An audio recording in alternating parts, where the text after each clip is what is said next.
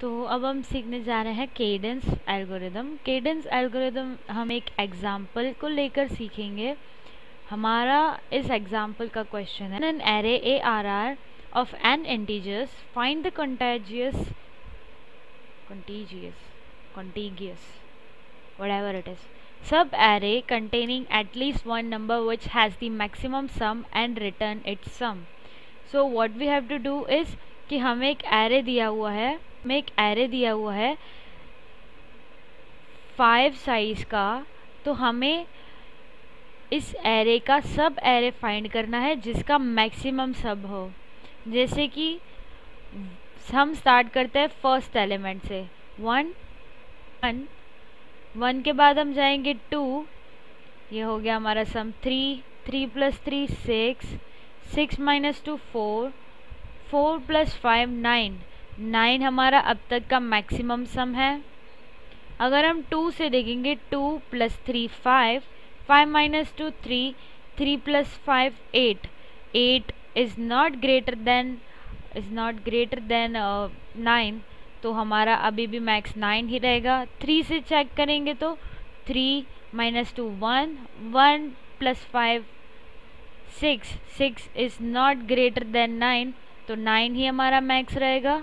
अब हम -2 से चेक करते हैं -2 + 5, तो 3 is not greater then 9, again 5 is not greater then 9, so we will return 9 as the maximum sum we can find from a sub array of this array. Example number 1 ये था। अब हम एग्जाम्पल नंबर 2 देखते हैं। This array is given of size 4। अब हम check करते हैं -1 से, -1 is our first maximum value. अब हम -1 + -2 देखते हैं -3 which is not greater than -1।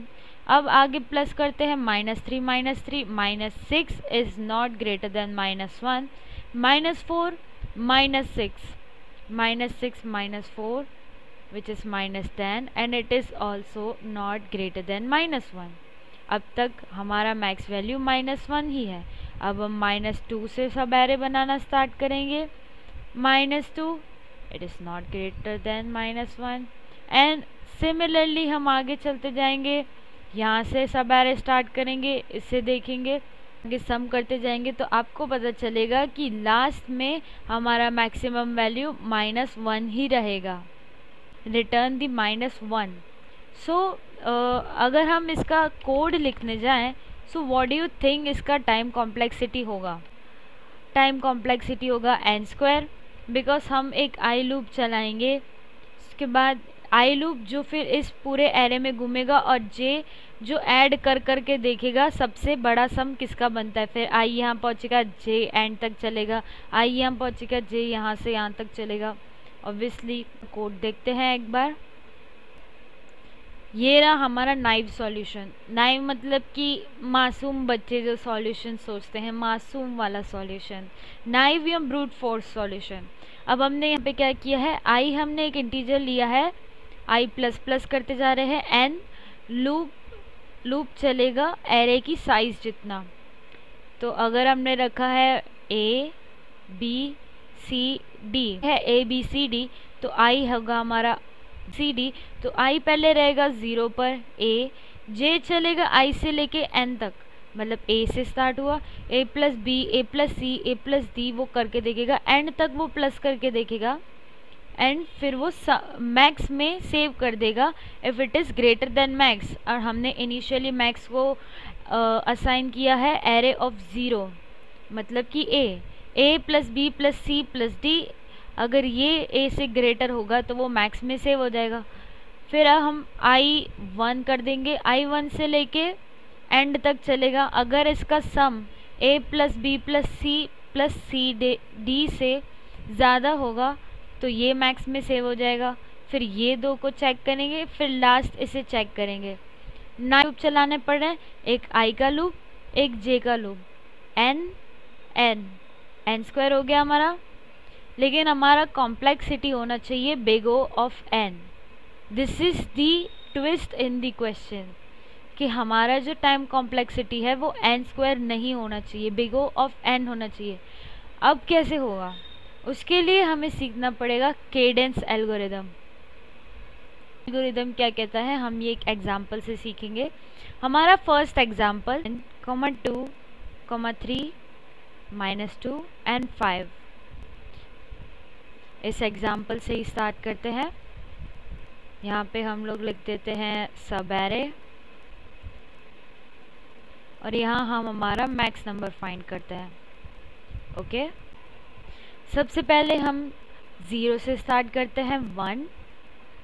Max हमारा इनिशियली हम रख देते हैं a ऑफ 0, तो मैक्स हमारा होगा 1। ओके, सेकंड पे जाते हैं। अब सेकंड क्या कहता है कि अब तक जितना सब एरे बना है अगर मैं उसके साथ जुड़ जाऊंगा तो हो जाएगा 3, और मेरी अकेले की वैल्यू है 2।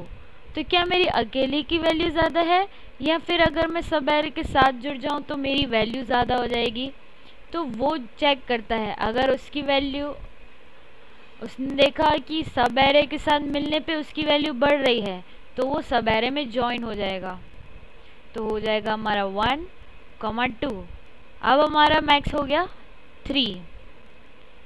अब 3 देखता है इस सब एरे को कि 1 + 2 + 3 6 ज़्यादा बड़ा है कि मेरी इंडिविजुअल वैल्यू बड़ी है। अब उसने देखा कि 6 ज़्यादा बड़ा है तो वो भी इस सब एरे में ज्वाइन हो गया। अब हमारा मैक्स वैल्यू हो गया 6। अब -2 इस सब एरे को देखता है कि 6 + -2 4 ज़्यादा बड़ा है कि मेरी इंडिविजुअल वैल्यू ज़्यादा बड़ी है। तो उसने देखा कि ओ 4 ज़्यादा बड़ा है तो वो भी इस सब एरे में ज्वाइन हो गया। अब 5 देखा, 5 ने कहा लेकिन हमारा यहाँ मैक्स लेकिन 6 ही रहेगा क्योंकि 6 इज़ ग्रेटर देन 4। अब 5 ने देखा इस सब एरे को, उसने कहा 5 + 4, उसने देखा 5 + 4 विच इज इक्वल्स टू 9 ज़्यादा बड़ा है या 5, मेरी इंडिविजुअल वैल्यू ज़्यादा बड़ी है। तो उसने कहा कि इसके साथ जुड़ने में ही मेरी भलाई है। तो ये भी सब एरे में ज्वाइन हो गया। हमको हमारा मैक्स नंबर विच इज 9 मिल गया। This is cadence algorithm. ये एक सिंपल एग्जांपल था जिसमें पूरा एरे एक सब एरे बन जाता है, मतलब कि सारे एलिमेंट्स एरे के मिला देंगे तो हमारा मैक्स मिल जाएगा। अब हम एक दूसरा एग्जांपल लेके समझते हैं। दूसरा एग्जांपल है ये, सबसे पहले -2 एन मैक्स -2। अब -3 -2 से जुड़ेगा तो -5 हो जाएगा। तो वो कहेगा -5 तो मुझसे छोटा है तो मुझे नहीं जुड़ना इस सब एरे के साथ। तो वो अपनी नई फैमिली स्टार्ट कर देगा कि नहीं, ये फैमिली में जाऊंगा तो मेरी वैल्यू डाउन हो जाएगी, इससे अच्छा मैं खुद की फैमिली स्टार्ट करता हूँ। तो इसने अपनी फैमिली स्टार्ट की। अब 4 -3 से जुड़ता है तो 4 -3 से जुड़ेगा तो वो 1 हो जाएगा। कहेगा नहीं, अब मैं इसकी फैमिली के साथ जुड़ूंगा तो मेरी वैल्यू कम हो जाएगी। तो वो खुद की नई फैमिली स्टार्ट करता है। अब यहाँ पे 4 की नई फैमिली आई और हमारा नया मैक्स हो गया 4। -1 ने देखा कि अगर मैं 4 के साथ जुड़ जाऊंगा तो 3 बन जाऊंगा, मेरी वैल्यू बढ़ जाएगी। तो इसने इस फैमिली को ज्वाइन किया और हमारी मैक्स वैल्यू 4 ही रहेगी बिकॉज 4 इज ग्रेटर देन 3। अब यहाँ पे -2 ने देखा, -2 ने कहा कि अगर मैं 3 के साथ इन लोगों के साथ जुड़ जाऊंगा तो मेरी वैल्यू 1 हो जाएगी विच इज़ ग्रेटर देन -2। तो -2 भी इनके साथ जुड़ गया। अब हमारी मैक्स वैल्यू 4 ही है बट इन सब की वैल्यू हो गई हमारी 1। अब 1 ने देखा कि मैं इनके साथ जुड़ गया तो मैं 2 बन जाऊंगा which is greater than my individual value. तो ये भी इनकी फैमिली में जुड़ गया।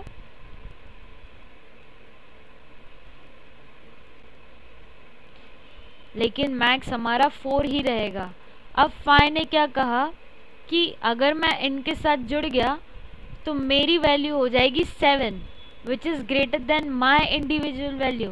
तो 5 भी इन लोगों के साथ जुड़ गया और हमें हमारा नया मैक्स मिला विच इज 7।